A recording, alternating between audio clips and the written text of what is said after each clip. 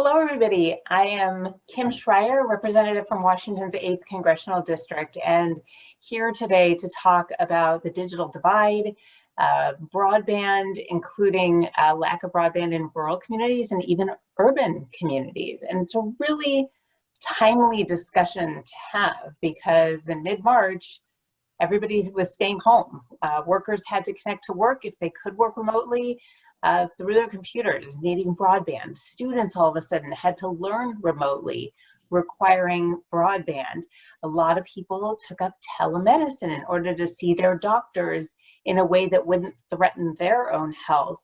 And that required, in many cases, broadband. And so all of a sudden, so many of the divisions, the gaps between the haves or the have-nots, or urban, rural, you name it, really got exacerbated. And we have seen students who are already perhaps struggling fall further behind.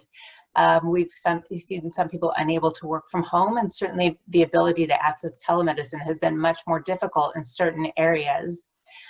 There was already a lot of urgency around expanding broadband access. Both urban and rural. It is the reason we've been talking about a big infrastructure bill. It's the reason we included it in HR 2, our big infrastructure bill.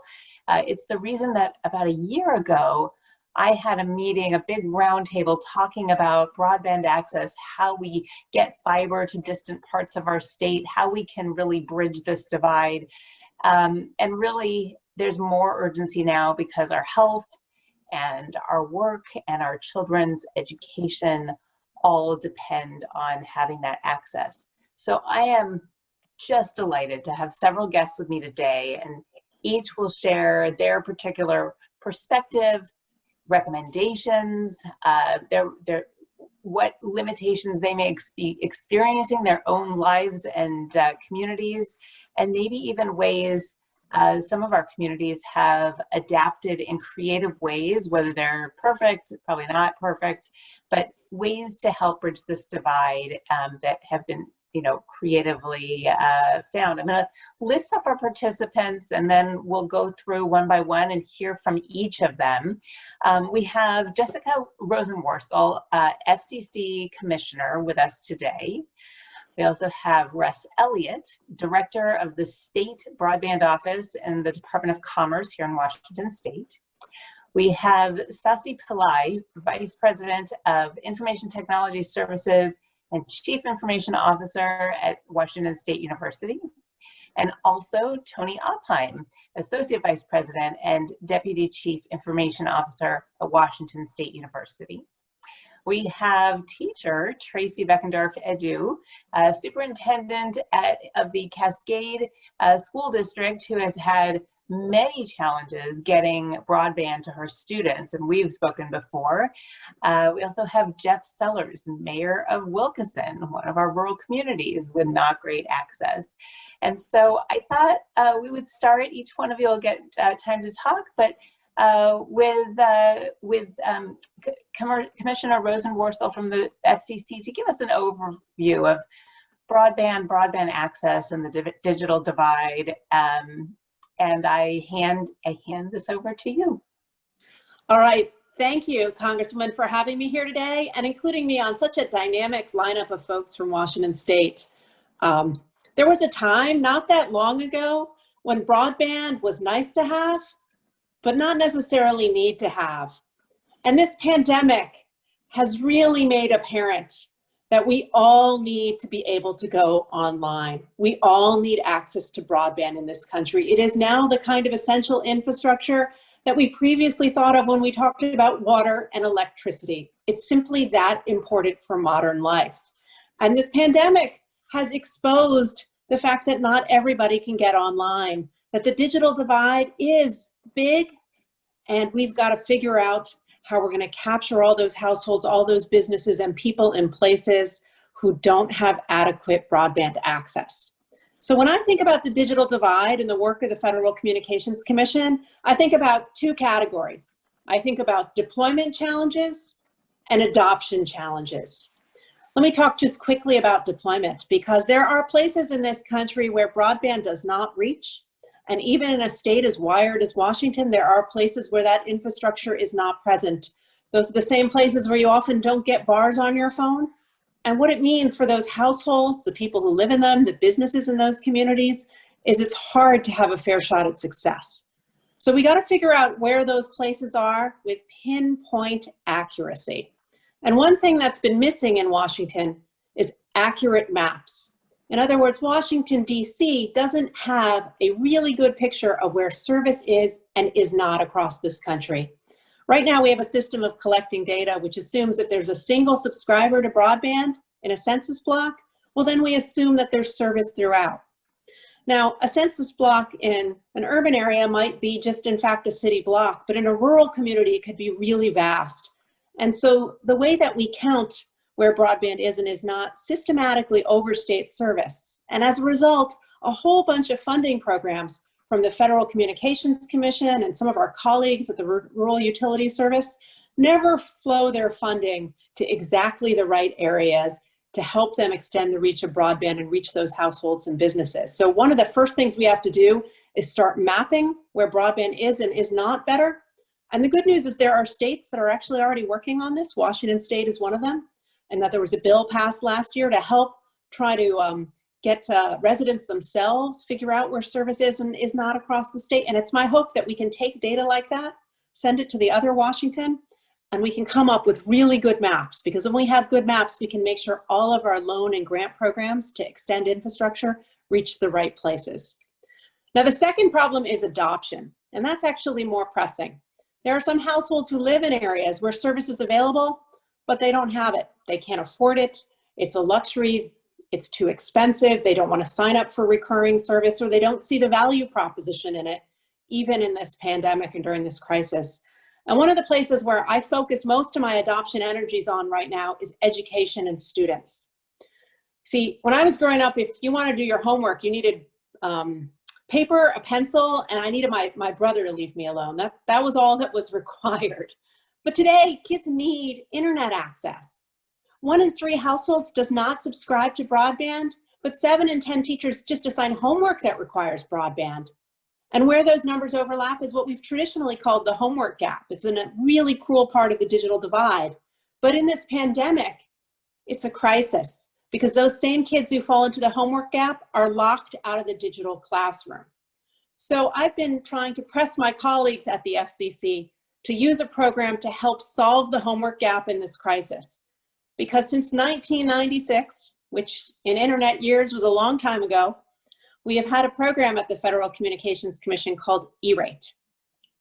E-Rate's the nation's largest education technology program. It helps schools in every state across the country get high-speed internet in the classroom. In fact, Washington State gets more than $25 million in E-Rate funds every year to help connect its classes. So now that classroom for so many communities has migrated from the physical school building to the kitchen table. So what I'd like to see the FCC do is make sure we use those same E-Rate dollars to help students who aren't connected get connected at home. We know that there are about 17 million students during this crisis who are locked out of the virtual classroom because they don't have internet access. Some of them are in Washington State. And if we can use those same E-Rate dollars to let schools loan out Wi-Fi hotspots and other equipment, we'll be able to get more students online, and we'll be able to make sure more students can participate in remote learning. And think of it as another era. We talked about No Child Left Behind. I think of this as No Child Left Offline. And the good news is that Congress in the HEROES Act included a press on my agency, the FCC, to actually update the E-Rate program just like I'm describing. The not so good news is that the Senate recessed before actually voting on that package. So right now, because this does not in fact require another law, I'm trying to press my colleagues to move ahead, update E-Rate, solve the homework gap, and use those funds to connect the students who are most likely to be left behind. And we're making some press on it. There was a big article about this on the front page of the Washington Post, and we're going to keep on pressing this cause, because we can't let this problem of digital equity become a giant problem of educational equity. There are challenges in this pandemic that we're not going to be able to solve immediately, but we absolutely have tools to help get more students online right now and participate in remote learning. So when it comes to the digital divide, solving the homework gap is something we can do in short order. And I'm pressing my colleagues at the Federal Communications to do just that. So those are the things I wanted to bring attention to from the get-go, and I look forward to hearing what others have to say. Thank you. Those were such important points, and I appreciate you noting. I was going to note, if you hadn't, the HEROES Act, that we put it in there specifically to help bridge this divide, because more kids need devices at home. Even families that do have devices, the parents are working from home, and so there just isn't a device for the kids, and those hotspots have been so useful. But you brought up the other really interesting part, and we're going to hear from some people who live in rural areas momentarily, but news this weekend was that only half of Seattle students connected online at the end of the last school year. Seattle's got broadband everywhere. And so that issue that you talked about with affordability and really having access, even if fiber is available, is a critical one. So I really appreciate your talking about that and the E-rate program. And now we're going to hear from Russ Elliot from our State Broadband Office, who's probably dealing with these exact issues and mapping. Take it away, Russ. No, I'm doing nothing. I'm just sitting home watching soap operas and eating baked potatoes for lunch. So I got nothing going on here. No, I'll tell you right now, this was a softball, and thank you, Commissioner Rosenworcel, for your softball that you just thrown to me that I can now hit very, very well. I think the best news is we have people like you at the commission championing this from a sensibility standpoint, from actually understanding that the '96 Telecom Act was so 25 years ago, right? Understanding that reverse auctions, going to the lowest bidder at times, is not our best approach. Understanding that states are getting smart, we are getting active, we are starting to be intelligent in the discussion. And you mentioned very kindly the mapping effort that we have going on here that is allowing us to map to the parcel, which is completely unique, right? And we've got very specific information there. You said pinpoint accuracy. I think we're getting there. In our first 2.5 weeks, we have over 20,000 data points right now on our map, and that's without the efforts behind getting into our superintendents and having them be part of this conversation, which I anticipate we'll have many hundreds of thousands of data points here relatively soon, which will allow us to talk more intelligently about where the problems are. And we had your chairman on a call recently, and we've got some northeastern counties that are considered served on the FCC maps. And we don't need to continue to throw those maps underneath the bus, but we do need to shine a light on the fact that there are some challenges, but we have some solutions. And what we would love more than anything is to see some of those funds roll down to the states where we have gotten intelligent in the conversation we can start to apply in our unique state. We have PUDs, we have public infrastructure. We've got great things going on in this state where we can really leverage those funds to another level and make good work of it. So I appreciate your work championing that at the federal level, and obviously Congresswoman Schreier and her efforts here have just been fantastic as well. But on the adoption part, you are absolutely right. We're starting to really embrace the digital equity and inclusion part of this here in the state of Washington. And that also requires pinpoint accuracy when you're mapping. When we start to talk about some of our mapping is starting to, it allows us to say, no, I don't adopt broadband. And why am I not adopting broadband? Can't afford it. It's not available. I don't need it. I don't want it. It's not the quality of service. So we're able to collect that data as well. So as we're starting to do that, centralize this information, we're really excited about the fact that we're going to start to get better understanding of where these challenges are and how we're going to bridge them. But again, it's going to take money, and at the state level, we're going to be running at a deficit. I'm staring at furlough days, as a number of my colleagues are in this state. So we're going to need some support from the federal side, and we'd love to see those funds flow down here so we can start to really make some sense of what's going on. We're working with the NTIA and their mapping initiative. Anything the FCC stands up, we will work with as well. We want to centralize that conversation, bring some real accuracy to that data, and start to solve this problem at that real local level. So again, just appreciate your help and just appreciate the partnership and the opportunity to come in and continue to work in collaboration with everybody here. Thank you. Russ, thank you. And I don't know if you've heard, but also in the HEROES Act, in addition to E-rate, is money for state and local governments, which is really critical right now for so many reasons. You know, all of our heroes are emergency responders, but we also don't talk about the fact that so much of our broadband depends on state and local funding. Speaking of rural areas and mapping, I would love to hand the floor to the Mayor of Wilkeson, Jeff Sellers. Welcome, Mayor, and you can take it from here. Yeah, thank you. I appreciate this meeting. Since the last one, when I talked, my main focus was that we needed, you know, cell towers or something, just because once you leave the town of Wilkeson, you go to Carbonado, next stop after that is Mount Rainier, and it's just a big canyon there. So services, I don't know, if you're one part of the house, it probably works fine. The other part of the house, not so much. And you go to in between Wilkeson and Carbonado, which is 2 miles, it doesn't work at all. And Carbonado's the same way, real spotty. So you see people on the side of the road before they get home. As far as broadband, you know, Comcast, probably to where Jessica was talking about affordability, access to it is probably, you know, it's tough. And I understand that. And in the first meeting, my main thing was cell service, because of the emergencies that happen up there constantly. Windy road. If you can imagine I-90 and you shrunk it down to a single lane road and compress that whole mountain range in, that's what you got. You know, going up here, it's a single lane highway all the way to the mountain. And when you're not used to that road, there's a lot of wrecks, people getting lost. It's a constant battle. But now, since the pandemic, it's like now we have 2 issues. And the other one would be, like before, the broadband, which I never thought of that much because I was more concerned with the cell service, the emergency type stuff.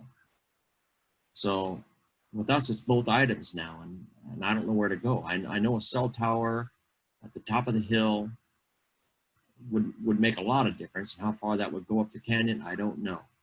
But it would help a lot. You know, it would increase in the town of Wilkeson and Carbonado. So you got 2 major entities as far as I'm concerned.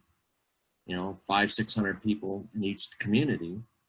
But then to get beyond that, up, you know, towards the mountain and the people that live up there, you know, I don't know. And I don't know what Comcast or someone like that would do to continue the cable lineup, you know, because they're all about profit too. So those are my main issues, and how to tackle them, I don't know. I think the first one would be a cell tower.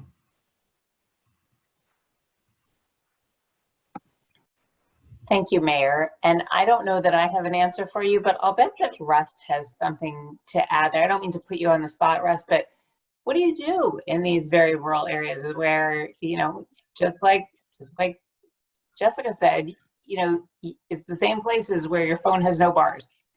What do you do to connect when your cell phone doesn't work and you don't have Wi-Fi, and how do you function there? And perhaps what are the plans? And if you, I also don't want to put you on the spot if there isn't a great answer right now, but I'll let you take a shot at it, Russ. I got an answer for everything, right? So no, and it's interesting because I pulled up the map as we're speaking, and I can talk very intelligently about the area he's talking about. I know what service is in there right now. I know who has it, who doesn't, and who's providing it, and what their speeds are. I think what has to happen is we do have to combine the conversations. A lot of times we talk about fixed broadband, we talk about mobile broadband in these 2 different, you know, pockets. And I think we really do have to combine the conversation. It's something that we at the state of Washington will do. We're going to try to bring that together. But I think to answer your question, the first thing we have to do is we have to talk about it in a centralized discussion, right? And not suffer in silence, you know, to sit back and say, oh boy, I'm having trouble in my community and I don't know what to do about it. Bring in guys like me. I'll start to bring in the armies behind me, and we'll figure these things out as we start to talk about towers. I'm certain there are tower locations, there between Wilkeson and Carbonado that we can talk about, and we can start to play that, as well as this emergency communications, especially during COVID. There are funds right now at the federal level, at the state level. I can talk with our folks, our emergency communications here at the state. We can discuss what tower locations are over there and what we can do. So I would encourage folks to just reach out, and start to have that conversation, especially now while there's some resources out there to help us bridge some of these challenging areas. So I'd be happy to work with Mr. Seller and see what we can do. That is phenomenal. Now I feel like a matchmaker. So Russ, Mayor, I hope that you can contact each other after this conversation. I would love now to hear from Superintendent Tracey Beckendorf Edou from the Cascade School District, where I know that she has been really thoughtful about how to get Wi-Fi to kids in a way that works, where, we talked about how do you get somewhere where you can ride your bike and have your device in your backpack. And I would just love to hear from you, and I'm sure everybody else would as well. So the floor is yours. Good morning, everyone, and I just want to thank you so much for inviting me to be part of this forum. It's very exciting for me. I was thinking a lot about it over the weekend, about what I wanted to say and communicate, and I really appreciate the opportunity. And I also just wanted to say thank you all, because I feel like during this pandemic, all of us are kind of rolling up our sleeves and doing our part to try to help our communities out. And thank y'all, because I know y'all are doing that every day, just like I am in my little world. And so just thank y'all for what you're trying to do. I think what's really interesting with this entire thing is that we go back to what is the philosophy of public education. And the philosophy of public education is that we're providing an education to every single student. So if a student lives within my boundaries, then I'm providing that education to the student, every student. This particular district, Cascade School District, y'all might know the little cute town of Leavenworth, but it's actually a really big geographic district. It's about the size of the state of Rhode Island. It goes up to the top of Stevens Pass, all the way down the side of the mountain, up to the top of Blewett Pass, all the way down to the side of the mountain. It's big. It's from orchards to mountaintops. It's a very big geographical district. We have about 1,300 kids, but we have a lot of space. So we've known what Commissioner Rosenworcel, did I say your name correctly? Okay. What she was talking about with the digital divide, we've known about this for a long time in public education. And the way we've handled the digital divide in public education is by purchasing computers, purchasing laptops and iPads. And, I'm sure everybody's heard about that in various districts. And Cascade School District is part of this too. We passed a levy, we purchased laptops and iPads, enough so that every child who needs one can have one. And then we provided the Wi-Fi in our school buildings. So when the pandemic occurred and we had to start working remotely, then we were confronted by the digital divide in people's homes. No longer could they come get the Wi-Fi at school necessarily. So, I mean, we always knew this was a problem, but it's almost a philosophical issue too, because we believe in educating every single child. Well, now every single child does not have access to the internet, and yet we're providing education remotely. So how do you square that circle? Has been really, really challenging. We found that there are two basic reasons that somebody doesn't have internet. One is it just doesn't exist in that geographic location. Their home doesn't have internet, or it has DSL, sporadic internet. But there's just no internet available. It's one reason. And then the other reason is they can't afford internet. Maybe internet is available, but we can't afford it. So there are different ways to tackle those two different issues. I like, again, what Commissioner Rosenworcel was saying about E-rate and just this concept of how do we help people who can't afford internet where internet is available? How do we get it into their homes? For example, we received a grant in the spring, and we were able to purchase 13 hotspots that we delivered to some of our students.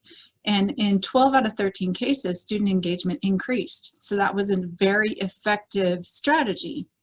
My ask in addition to this with E-rate is we need to have shorter windows of opportunity to apply. We need to be able to turn it on a dime. We didn't know last February the situation we were going to be in May.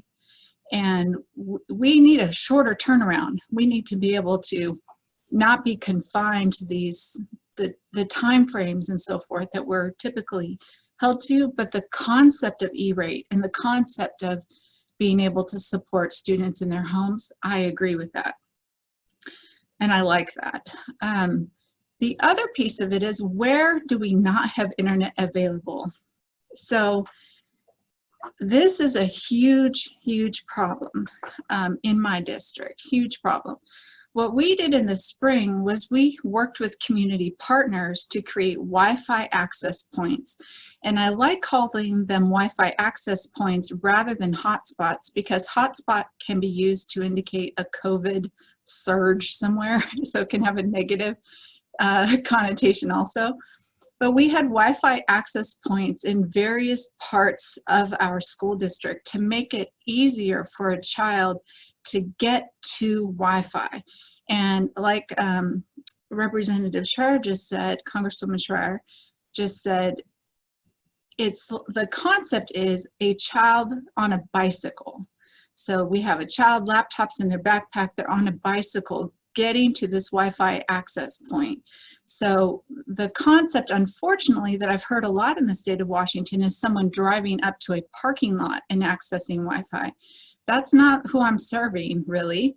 I'm serving the kid on a bike. So how do we get the kid on a bike to a Wi-Fi access point? So it needs to be safe. Now this year, I could be confronted with winter, where I'm going to have 2 feet of snow on the ground. So we might not have a kid on the bike, we might have a kid on skis. But that kid's going to need a roof, and they're going to need heat.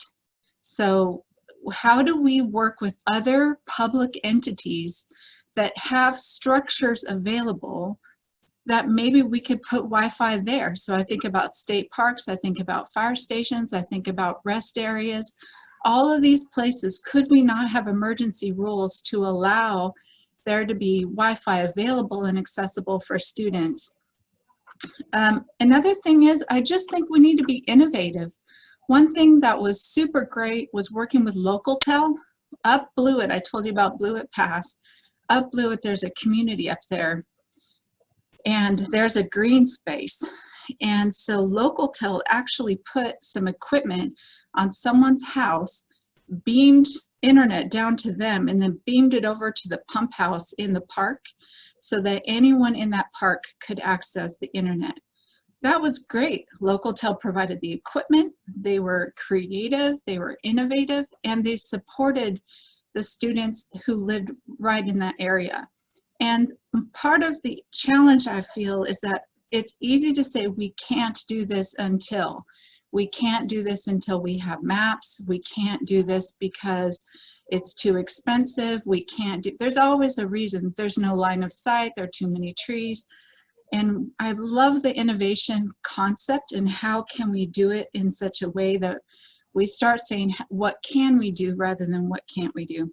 So in sum, child on a bike, child on skis, what can we do? And let's work together, let's be innovative, and let's make sure we're providing an education for every single student. Thank you, Superintendent. I have a couple questions for you. Schools are starting remotely in most of our state. And I was just wondering, you know, libraries are closed too, and child on a bike may not be able to get to a library. The schools are a place where kids can get, and where buses have been taking children, you know, for years.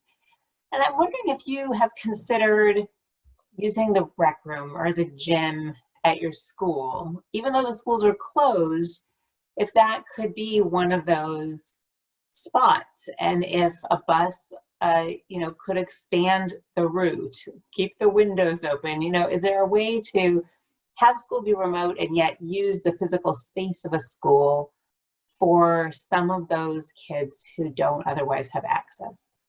I would say yes. We are definitely interested in that and considering that. And this fall, we're opening up the concept of remote school will look a little differently. So small groups hopefully will be permitted as long as the health district agrees. And so, yes, I would say that in some cases that will help and will be beneficial. My challenge is more the kids who don't live right near school. And you're right, that transportation could be something that we could consider on how can we get them to the school. We have a lot of childcare issues that get connected into that, in that if the older sibling's watching the younger sibling, it gets pretty complicated.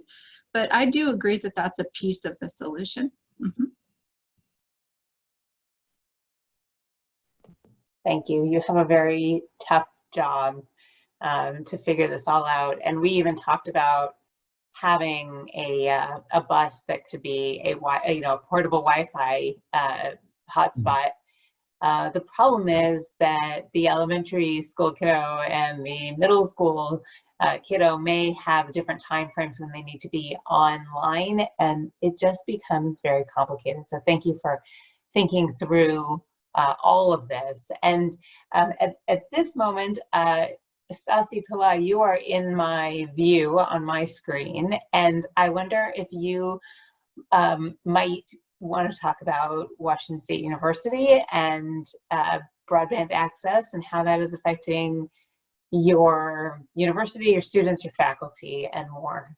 And welcome. Yeah, love to. Thank you for inviting us to this discussion, Congresswoman. And I want to also introduce Tony, our Deputy CIO at WSU. So I'll start off and Tony can fill in the gaps that I leave behind. But it was very interesting to listen to everybody. Of course, we work very closely with Russ, so we know what he's up to all the time.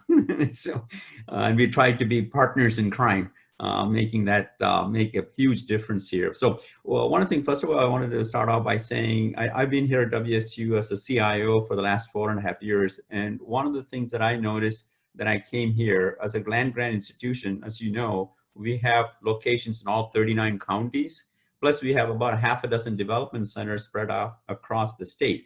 Unfortunately, even in our own institutions, the issue of both what we folks have been talking about this morning, access and affordability, was also, is, and still continues to be a problem for an institution of our stature. So Tony and I have been on a mission ever since then to kind of create a statewide WSU intranet. We are affectionately calling that the CougNet.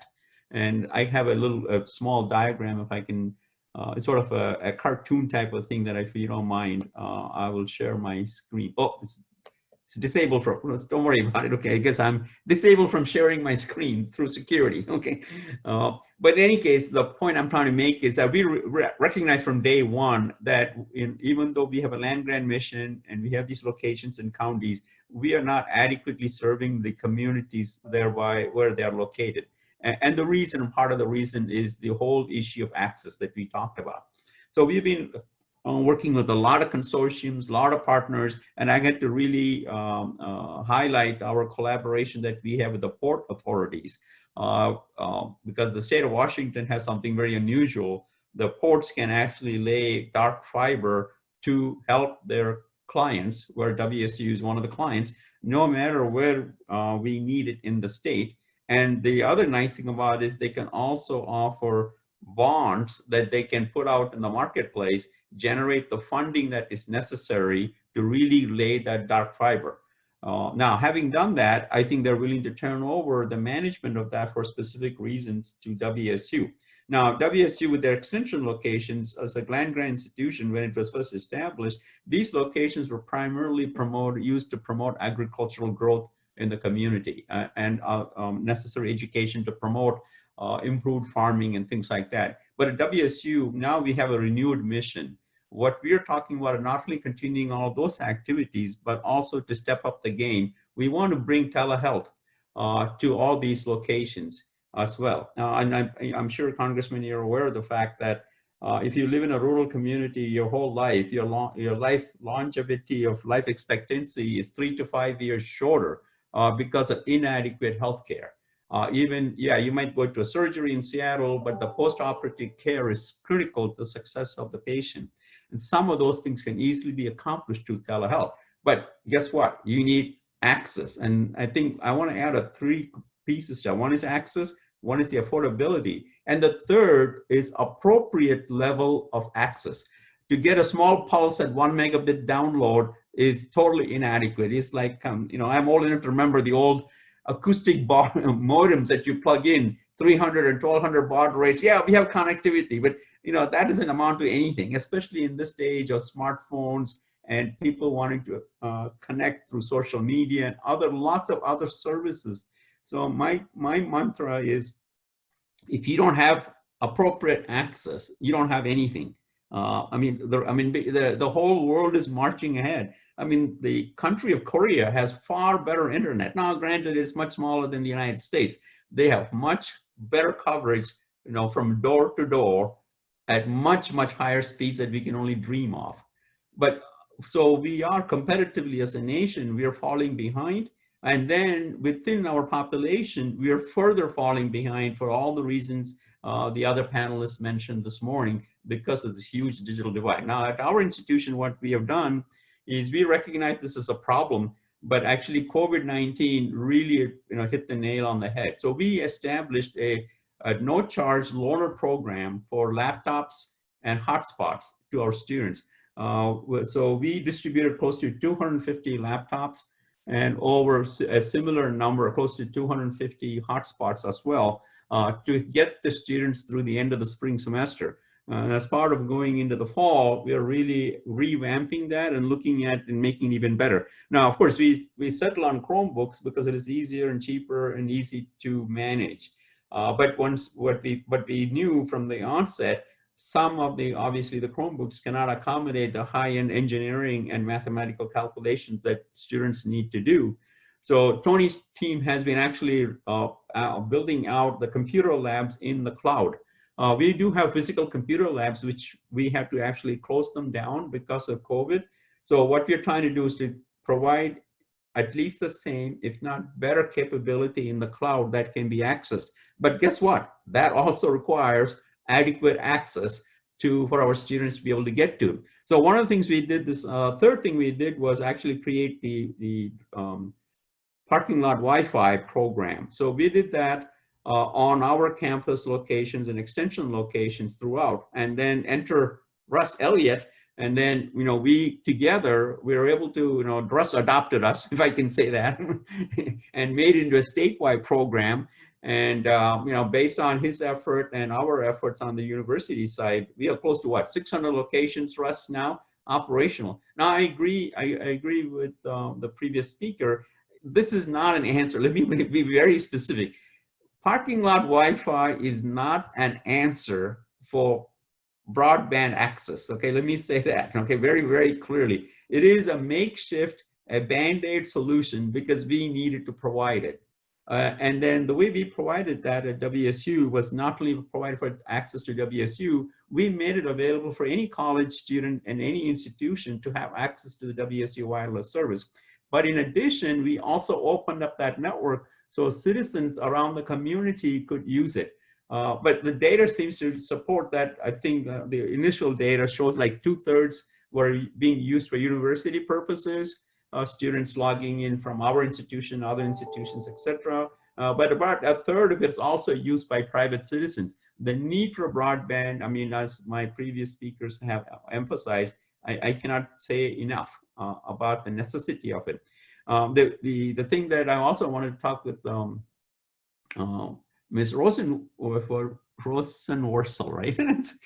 Okay, is the fact about I think I was reading the same article over the weekend about, like 15, 16 million students, high school age, have absolutely, even when they live in a large city like Seattle, still do not have access to broadband capability for a number of reasons we already talked about. So there is a move actually in the FCC to take some of the initial monies to make that available for buying and providing capability to the needy to provide that service. But I think the majority is not on the side of making that happen. And I think Chairman Pai is basically saying, well, that's not particularly legal to make that happen, even though there is a move that is out afoot. So that's something maybe, Congresswoman, you can probably look into, seeing that those money should also be spent to buy access to the needy across the country. I mean, I really believe we have to. I mean, I think when the folks on the call have heard me say this. Tony and I had a chance to meet with the governor one time before he stood up the broadband office for the state. And the opportunity we had is that we specifically told him, we have to look at broadband as a birthright, and it cannot be viewed as a privilege. And I think today, very many of our folks across the country still look at broadband as really a privilege instead of a basic necessity, because otherwise we are leaving generations behind. I mean, I can't be more passionate about the fact that we gotta have fairness and equity in terms of being able to provide broadband access. To me, without that, it is really, I mean, it's unconscionable. Can I be more specific than that? But anyway, so one of the things we are trying to do from a state perspective is to reach out to all the extension locations and pursue high-speed broadband in combination with Russ's office, the Port Authority, and a lot of other consortiums that we work with to really provide that. For us, that is a necessity. I mean, I always compare WSU like Disney. We have a lot of information we need to share, but we are hampered with the fact we cannot get it into the hands of our citizens, faculty, staff, and students alike. And the only way to solve that problem is we also need to kind of basically manage the access methodologies. And the other thing I would say before I turn it over to Tony is that one of the things I want to impress upon people is we got to look at broadband access infrastructure very much like the roads in this country. It has to be a public-owned resource on which you can have competitive commerce on it.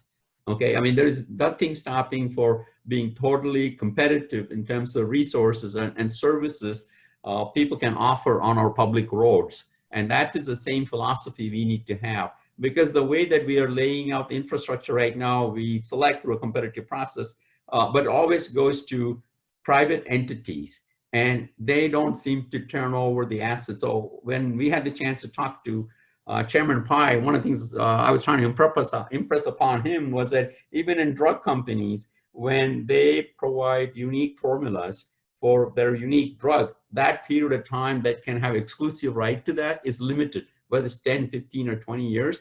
Similarly, even if it is private industry in combination with federal dollars who are laying out the infrastructure, it should transfer over to public ownership after a period of time. I do understand involving the public-private partnership to get the ball rolling so that you have enough expertise, enough material, enough talent to be able to lay this infrastructure. But we have to transfer that over a period of time into public hands where we can continue to enhance that. And I think, to me, that is a better policy rather than saying taking the federal dollars, allowing a small group of companies to really lay down that foundation, and it becomes a permanent asset to their balance sheet, as opposed to being included as part of the in the public domain. So that's the other thing I wanted to mention to you as well. So let me, I know I took a lot of time. I'm sorry, I'm very passionate about this subject. I want to turn it over to Tony if he wants to say a few words. If I could, just before we hand it over to Tony, I thought that was really interesting. Lots of food for thought there. In the HEROES Act, we put in funding so that people who don't have internet access, who haven't had it in the last, I don't remember how many months, can get those bills paid by the federal government essentially for the next year. Mm-hmm. And so that was our effort. But you're right. I mean, that is essentially channeling money from the federal government to private companies. And then you also made me think about a hearing that we had in the Education and Labor Committee, where we were talking about the digital divide and what that means for students. And we had I believe a superintendent mm-hmm. from Cleveland who said that his district is the poorest and most diverse district in the country. and that they essentially made Wi-Fi a public utility. That the city of Cleveland just invested, and that is what they did, and everybody gets it either for free or really low cost, $5 or $10 a month. And that is how they were able to level at least one part of the playing field for their students. So thank you for bringing up that, you know, thinking outside the box. Yeah, and I think the state of New York did the same thing when they, after the post 9/11 money they got, they were able to essentially get gigabit fiber to practically every home in a large manner. So. Really interesting. All right, Tony, it's your turn. Oh, you're muted. There we go. Thank you. Sasi did such a great job that I've only got a few specific points. One, I am just very fortunate to work for a land-grant institution of Washington State University's caliber. And I think that puts us in a unique position that there aren't that many across the country. So with our 5 campuses and our 39 extension locations, plus about 14 other sites, we, during this pandemic, get to see traffic patterns that very few people get to see, much less understand. And Russ's broadband mapping and all of these, and I cannot stress enough, the precision of that data needs to be down to the individual level, almost down to the 1 meter mark. And the reason I can say that is recently my wife and I and our daughter moved to Garfield, Washington. So I assert that I am the most bandwidth challenged person on this call. And anybody want to beat me? I've got a 25 meg down, 1 meg up. And because, as I'm going to say a little bit, that is unacceptable, I am probably even more fortunate in that I've got 2 DSL lines, one for me, and my wife and daughter get to fight over the second one. But at the state level, when you look at this, and the fact that the state of Washington has a K-20 network that we can leverage, really gives us the insight about where on any given day, the 40,000 WSU students, staff, and faculty are located. And what we are finding out is, as we've already mentioned, we talk about rural broadband as the problem, but you're right. There's have and have nots, and you can be in a block and you can have darn near gigabit to your home, and then 1 block later you will have nothing. And if you happen to be in a hole, you may not even have any sort of wireless or cellular. So the precision and accuracy by which we need to assess is at a level that I don't think a lot of people grasp. Along those lines, because of when we start building this out, particularly if in the name of quality education and research and doing business, the last leg can be wireless. So for example, in your home, in my home, you can hook to a personal access point or a little device. That is acceptable. But over 20 years ago, I asserted that wireless is not a substitute for wired infrastructure. And particularly with as much dirt as between the light bulbs in this great state of Washington, the amount of fiber that needs to be put into the ground needs to increase by 10 or 100-fold. The BTOP grant and these other federal fundings that help bring in the investments are good, but they don't stop everywhere that they need to go in all of these communities. And where they do stop, sometimes there's just not the economic incentive for someone to come in and provide a high quality service to all of those. So the last statement that I will make is that at the federal level and at the state level where they talk about this 25 down, 3 up, I assert that that is the right metric, but the qualifier is wrong. The unit is wrong. It needs to be 25.3 per person. And then do the math from there to be able to calculate the aggregate level. Anyway. Thank you. That is a really interesting perspective. And I will take what you just said, actually, and I have a question for Russ, because I can't remember what the number was, but last time we met, you gave us a dollar figure for what it costs for each, I don't know, 100 feet of fiber. Would you mind sharing that with us? And then I'll give everybody kind of a chance to just ask each other questions or make last comments before we wrap up. But Russ, can you remind us about just how expensive it is to put down fiber? Yeah, it just varies, you know, based on where you are. I mean, if you hang it from a pole, it's 20 to 30,000 foot a mile. If you're digging in the ground, it depends on what the ground looks like. We've got areas in this state that's $250,000 a mile because of the granite and stuff that's in the ground. So it's going to vary, and so we do have to be technology agnostic as we start to look at last mile, and we have to consider emerging technologies. There's some really interesting things coming along. I'll have some exciting announcements soon here out of the office, but we have to keep all that into consideration.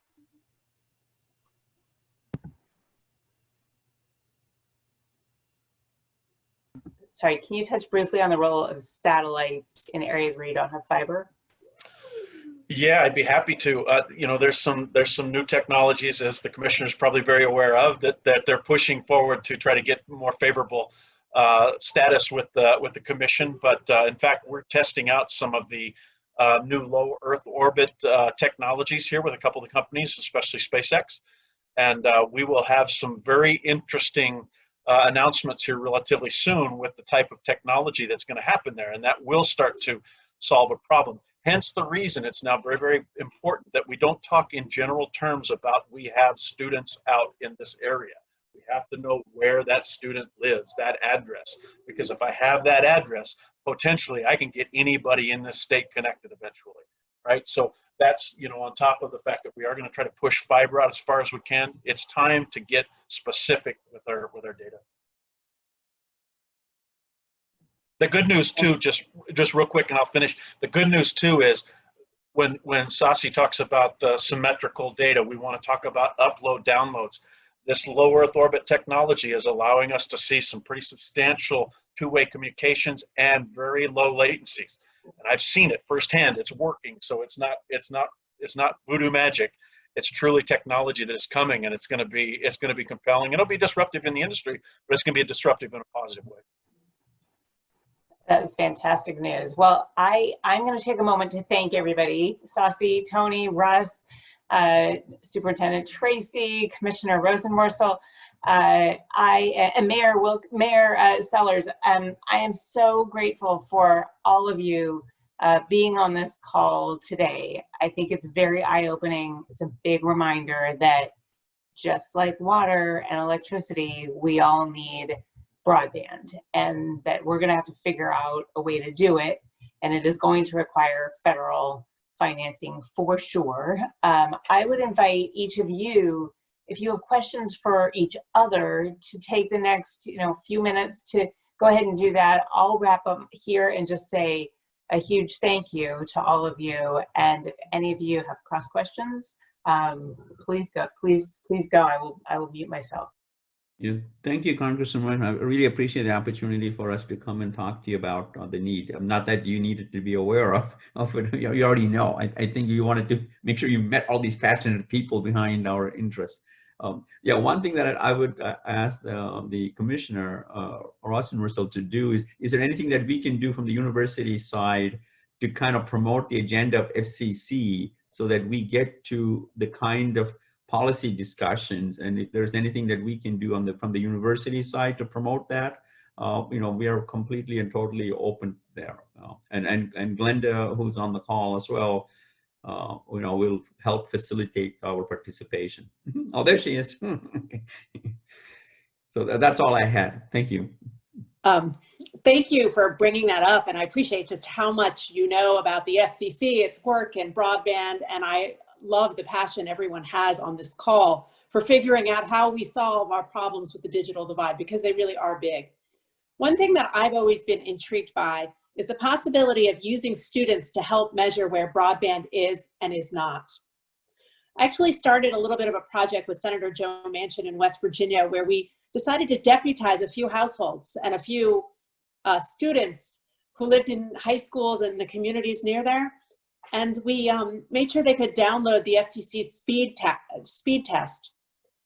And the idea was we get a whole bunch of students together, we aggregate their data, because by the way, many of them are digital natives, right? So figuring out how to do a speed test at home or on their mobile device, we aggregate that data and then we compare it against the FCC's official maps in Washington and figure out what we can do with the student data to prove, maybe by using our young people, we can come up with more accurate information and maps. And if you wanted to do some project like that with the high schools, with the universities, anyone, I just want you to know I'd be open to it, because I think it's neat to get people solving our broadband data problem, because the best broadband data map isn't going to be built in Washington, D.C. It'll be built by all of us. Mm-hmm.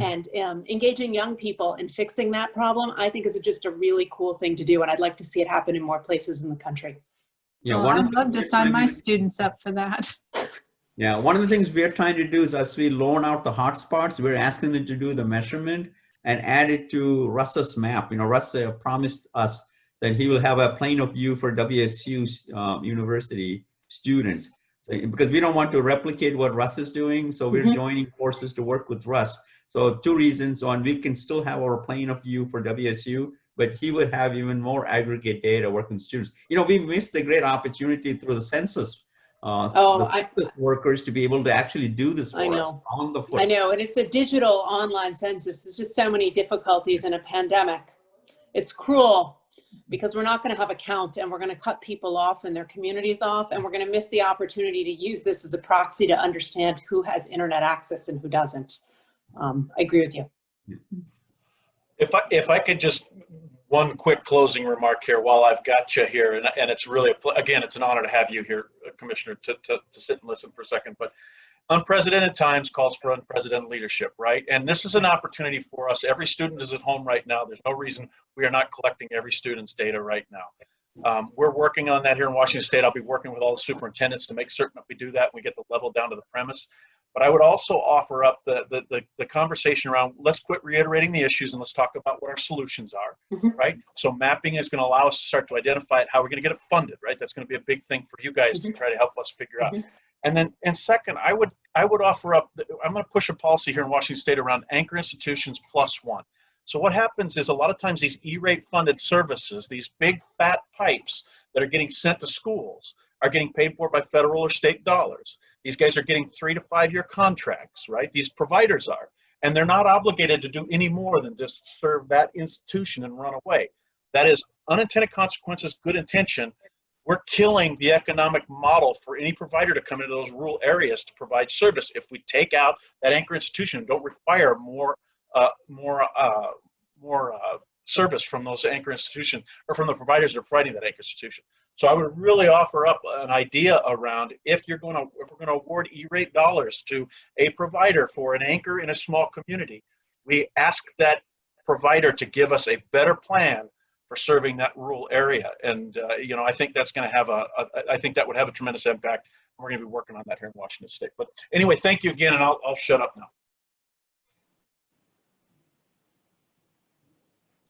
Well, I just want to say thank you, and I guess I'll just give an example of a family that maybe we can just have in our minds.